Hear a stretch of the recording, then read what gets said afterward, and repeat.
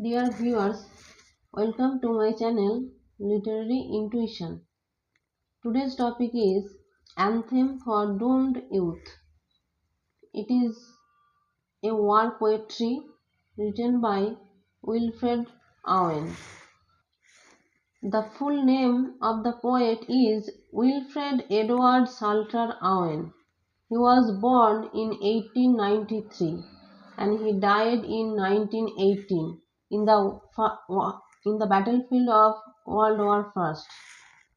Wilfred Owen was an English poet and also a soldier, and he was very much influenced by his mentor Siegfried Sassoon. Siegfried Sassoon was also a war poet. They became friends because of their taste, because of their liking regarding war poetry. Both of them didn't like war and they criticized warfare, and in their poetry they have tried to show how to criticize war. They think that war is nothing but waste of everything, waste of mankind, waste of economy, waste of everything. Wilfred Owen enlisted his name in the British Army in 1915. In the battlefield, he experienced trench war, and during the war, he was diagnosed as a shell shock. Actually, he was suffering from shell shock, and because of that shell shock, he got chance to meet with Siegfried Sassoon. After meeting with Siegfried Sassoon, the writings of Wilfred Owen were changed dynamically. Siegfried Sassoon became his mentor, and after that Wilfred Owen found himself a mature war poet. So let me start with the title. Anthem for Doomed Youth. Anthem means song or prayer. For whom?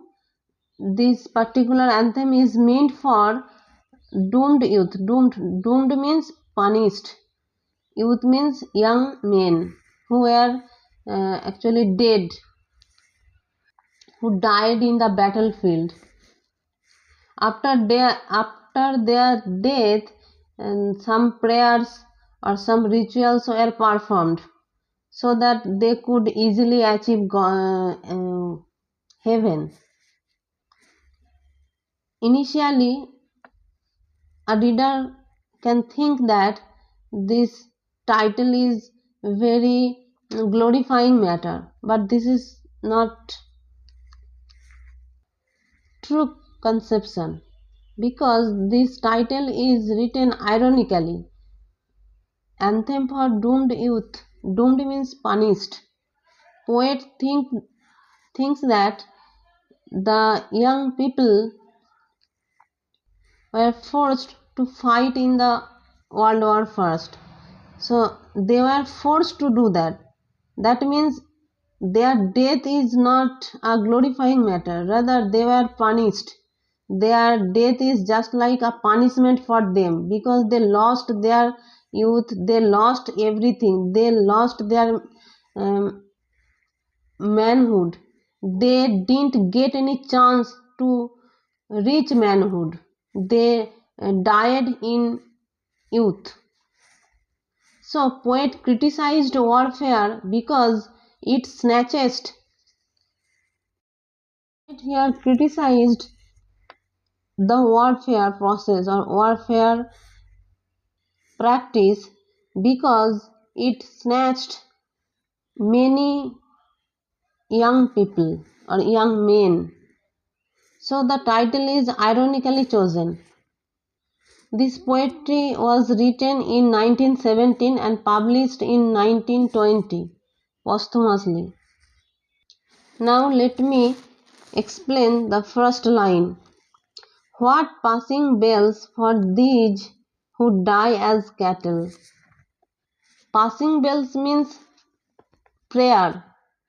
It is also ironically or satirically chosen by the poet, as poet thinks that passing bell is a mocking matter, a matter of mockery, because when the young people were alive, their life was not considered as valuable matters.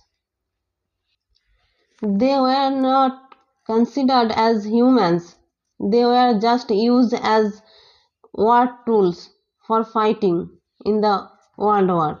And that's why poet has criticized the nation, because the warfare policy of the nation forced those young people to fight in the battlefield and die just like a cattle. It is as if their life has no value. Their life is just like that of cows. Here in this phrase, poet has used a simile, die as cattle, as the word as is used in this phrase. So this is a simile. I hope you know simile, what simile is actually. Only the monstrous anger of the guns. The guns are compared as monsters. Here we get personification. So what the poet says here is that passing bells are not required, rather poet thinks that the passing bells are not required, because everywhere one sound is clear, that is the sound of the guns, rifles, machine guns, etc. Only the stuttering rifles rapid rattle. Rifles are also personified, and that's why poet says stuttering rifles. It is as if rifles are stammering, just like humans.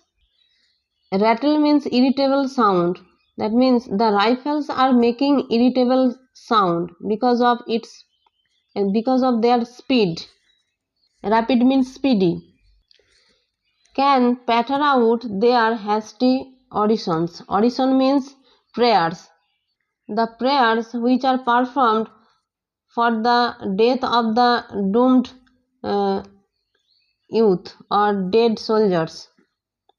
The church people are singing the anthem continuously, but their sound is very low in comparison to the sound of the guns and rifles. Now poet thinks that everything or every rituals or every performance is just like a mockery. That's why poet says no mockery is now for them. They means the dead soldiers. According to the poet, the rituals are not welcome. No prayers nor bells, nor any voice of mourning save the choirs. Choirs means singers who are actually singing the prayer for the dead soldiers. Mourning means lamenting.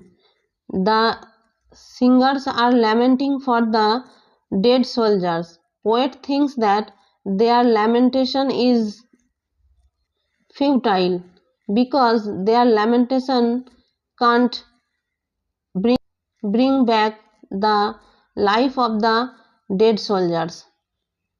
So it has no use at all right now.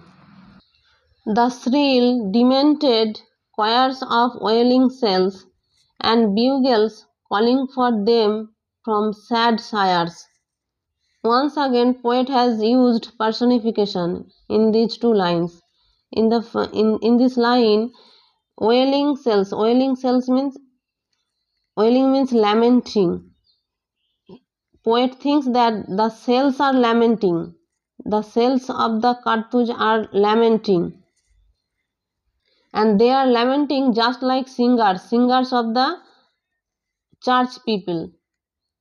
They are lamenting just like the singers of the church, and their mind is demented. It is as if the cells are suffering from mental illness. Here comes one concept, that is cell shock, which was vivid during the time of World War I. Even our poet was also suffering from that disease. Here bugles means war bugles. Bugles are used during the time of war, during the time of charge. Calling for them means soldiers. From sad shires, shires means district or small lands or countries.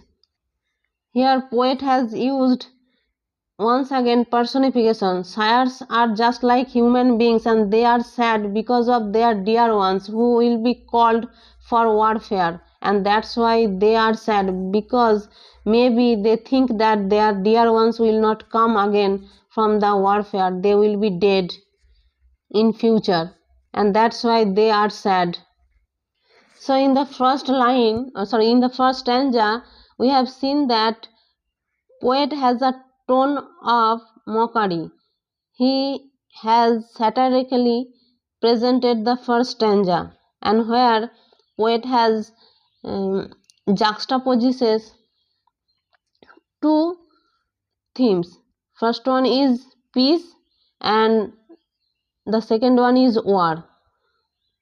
The peace is maintained by the church people singing the passing bell or singing the anthem for the doomed youth, and the image of the war is also pictured side by side by some important words, chosen words like stuttering rifles, rapid rattle, then patter out their hasty orisons, then once again comes the shrill, demented choirs of wailing cells, bugles calling. These are the images by which poet has pictured a vivid image of war, the horror of war, the devastative image of war, the massacre of war.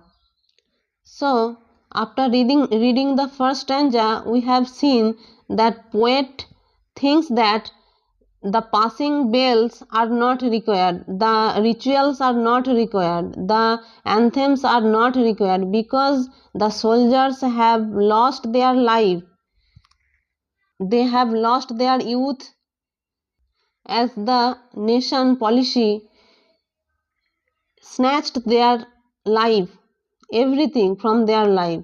So these rituals are meaningless, these rituals are fake according to the poet, and which is very much clear in the first stanza. In the first stanza, poet has also shown that humans have no value at all. They are just like cattle, they are just like cows and buffaloes. It is as if their life has no value at all. Their likings, their personal matters are nothing for the nation. Now I will stop here. In the next video, you will get the concluding part, that means the last stanza of this poetry. Okay, thank you.